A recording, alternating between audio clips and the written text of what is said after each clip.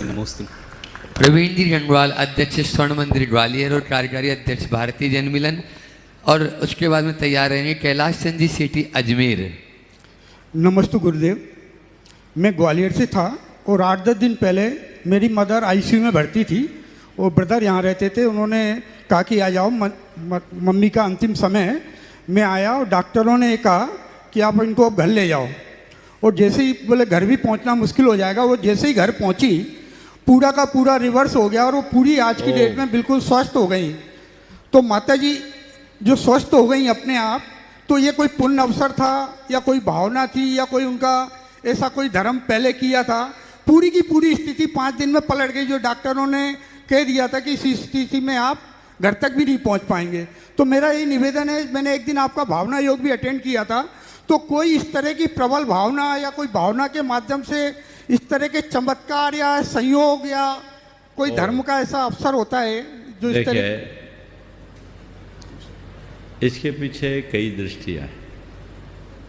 आपकी माताजी स्वस्थ हो गई, ये आपके लिए बड़े हर्ष का विषय है और सबके हर्ष का विषय होना चाहिए। अब इसके कारणों की बात करें तो अंतरंग कारण तो उनकी आयु और उनका पुण्य है। पुण्य के सद्भाव में मरता व्यक्ति भी बच जाता है। अलग से अगर कोई भावना भाई जाए तो भी इसका कुछ प्रभाव पड़ता है। अब आपने क्या भावना भाई, मुझे तो आपने बताया नहीं, लेकिन इसे एक संयोग के रूप में भी देखा जा सकता है। एक बात गांठ में बांध के रख लीजिए, जब तक हमारी आयु है हमें कोई हिला नहीं सकता, और आयु पूरी होने के बाद कोई झिला नहीं सकता। नमस्ते।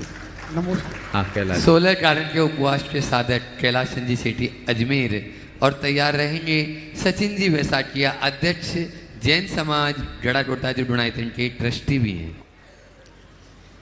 नमस्ते महाराज जी। नमस्ते महाराज जी। नमस्ते महाराज जी। मेरा सवाल ये महाराज जी, हर जीव ये चाहता है कि मैं शांति से रहूं, लेकिन मन में दूसरों के प्रति अशांति ज़्यादा रहती है। जैसे हर यूक्रेन का रूस का झगड़ा है, 3 साल से मिट नहीं रहा है, और हिंसा नहीं होनी चाहिए फिर भी हिंसा कर रहे हैं, ऐसा क्यों? पहले तो मैं चाहूँगा एक बार कैलाश चंद जी सेठी साहब का जोरदार अभिनंदन कर लो, और कार्यकर्तागण इनका चेहरा थोड़ा अच्छे से पहचान लो। ये बहुत ही श्रेष्ठ साधक हैं और 2016 से निरंतर पूरे भाद्रपद में 32 दिन के उपवास कर रहे हैं, और ये उसी उपवास की साधना के लिए यहाँ आए हैं, और बड़े निर्वित्त चित्त व्यक्ति हैं। आप सबको इनकी साधना में सहायक बनना है, समझ गए? तो मैं आपको आशीर्वाद देता हूँ कि आपकी ये साधना आराधना निर्बाध पूरी हो। आपने जो सवाल किया कि शांति की बात करने के बाद भी अशांति के काम क्यों करते, ऐसा इसलिए होता है कि हम बातें शांति की करते हैं और तैयारी हिंसा की करते हैं, युद्ध की करते हैं। दुनिया में सभी मुल्क युद्ध का अभ्यास तो करते हैं, लेकिन ऐसा कोई मुल्क नहीं सुना जो पूरे देश में शांति के अभ्यास के लिए कोई कार्यक्रम करे। यदि पूरे विश्व के सभी राष्ट्रों में